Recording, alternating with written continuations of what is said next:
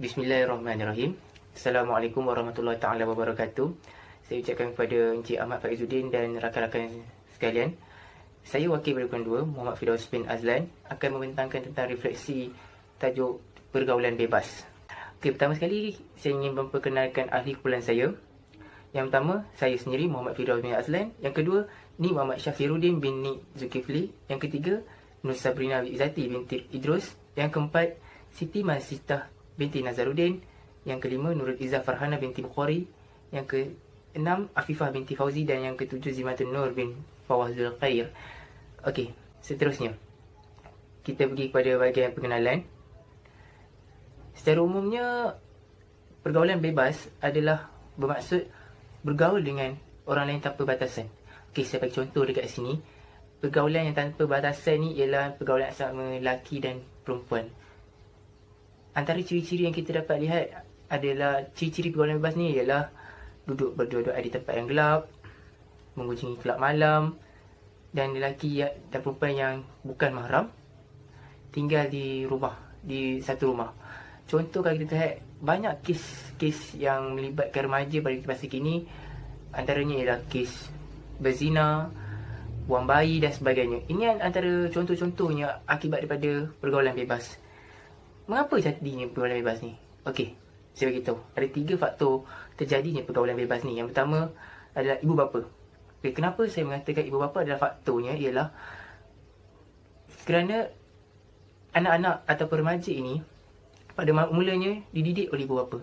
Sekiranya ibu bapa tidak mendidik anak-anak dengan baik, jadi anak-anak itu akan terpesong dan akan mudah terpengaruh dengan anasir-anasir yang tidak baik di luar sana. Okey, yang kedua adalah guru. Okey, guru di sini memainkan peranan yang penting di sekolah. Kita dapat tengok masa kini ada sesetengah guru yang tidak mengambil endah bagaimana melihat anak-anak murid dia berduaan di kantin, mungkin di tempat-tempat yang tidak sepatutnya, tempat sunyi di sekolah. Ini yang mengakibatkan berlakunya juga perzinaan daripada pergaulan bebas itu sendiri. Okey, dan yang faktor yang ketiga adalah diri individu. Diri sendiri, diri kita sendiri yang mempengaruhinya berlakunya pergaulan bebas ni. Macam mana kita lihat kita sendiri yang ingin melakukannya dan kita sendiri yang mahu untuk terjebak dalam aktiviti-aktiviti yang tidak bermoral ini. Okey.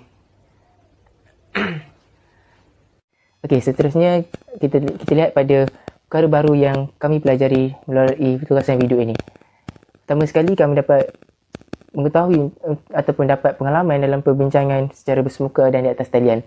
Bagaimana saya katakan begini kan, kerana sebelum kerajaan melaksanakan perintah kawalan pergerakan, kami sempat untuk menggunakan bilik musyarat di Perpustakaan Pendidikan Sultan Idris. Melalui sini kami dapat pengalaman baru untuk mengenali dengan lebih rapat rakan kumpulan kami, dan juga kami juga dapat untuk berbincang secara bersemuka sebelum kami melakukan aktiviti-aktiviti secara atas talian. Seterusnya, kami juga dapat kemahiran berkomunikasi secara berkesan untuk menyampaikan maklumat dan mendapatkan kerjasama dengan kumpulan. Okey, dekat sini kita lihat apabila kerjasama ini sangat penting supaya dalam melaksanakan sesuatu tugasan. Sekiranya tugasan kumpulan ini tidak memiliki kerjasama yang baik antara satu sama lain, kami tidak akan dapat untuk menghantar tugasan ini tepat pada masanya, dan kemungkinan kami akan mengalami kesukaran untuk melaksanakan tugasan ini. Alhamdulillah, semua ahli kumpulan kami memberikan komitmen yang tinggi, dan ini adalah satu pengalaman yang baru juga kepada kami. Seterusnya, kami dapat mempelajari teknik dan kemahiran menggunakan aplikasi Pauntun. Okey, pada pengetahuan saya, yang setahu saya adalah hanya kumpulan kami yang menggunakan aplikasi Pauntun sebagai platform untuk menyiapkan tugasan ini. Ini adalah satu pengalaman yang baru pada kami, kerana sebelum ni kami juga tidak mengetahui cara untuk mengedit menggunakan Pauntun, untuk bagaimana untuk mencipta animasi-animasi yang ada dalam Pauntun itu. Tapi melalui tugasan ini kami mendapat satu pengalaman dan juga pengetahuan baru bagaimana untuk menggunakan aplikasi Pauntun. Seterusnya, kami juga dapat meningkatkan kemahiran dalam penyelesaian kertas kerja untuk mengikut format yang diberikan. Okey, kita tahu bahawa 2-3 kali juga kami perlu untuk menyiapkan proposal ini. Jadi melalui peringkat-peringkat inilah kami dapat untuk mengetahui lebih bagaimana menyiapkan proposal. Melalui ini kami akan dapat menyiapkan proposal yang lebih baik pada masa yang akan datang. Seterusnya, kami juga dapat mengetahui fakta-fakta berkenaan pergaulan bebas, punca-punca dan cara mengatasinya.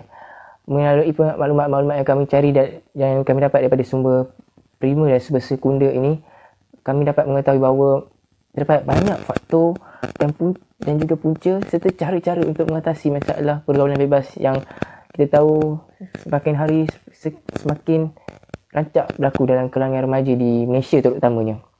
Kita lihat pada perkara baru yang dipelajari pada slide seterusnya. Kami juga dapat mempelajari cara penghantaran tugasan dalam Padlet atau YouTube. Ya, ini memangnya satu pengalaman yang menarik kerana jika di sekolah dahulu kita hanya menghantar tugasan by hand, iaitu secara fizikal, ataupun menghantar melalui aplikasi MyGuru. Tapi melalui subjek ini kami dapat menghantar tugasan-tugas video ini menggunakan aplikasi Padlet dan YouTube. Ini pengalaman yang menarik yang kami dapat melalui tugasan video ini. Dan seterusnya, bincangan topik bersama dengan pensyarah juga dapat memperbaiki kesalahan dan kekurangan yang ditampilkan. Sebenarnya video kami ini sebenarnya tidaklah mencukupi kriteria yang sepatutnya pada sebelum ini, tetapi alhamdulillah dengan budi bicara pensyarah dan kami berjaya untuk memperbaiki dan memurnikan lagi tugasan video kami supaya kami dapat mencukupi kriteria masa yang ditetapkan oleh pensyarah sendiri. Okey, seterusnya ialah cabaran.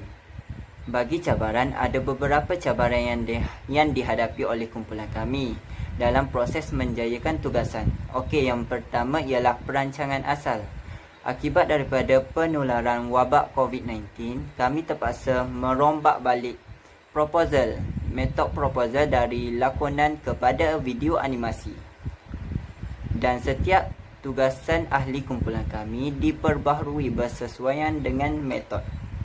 Yang kedua ialah waktu dan lokasi.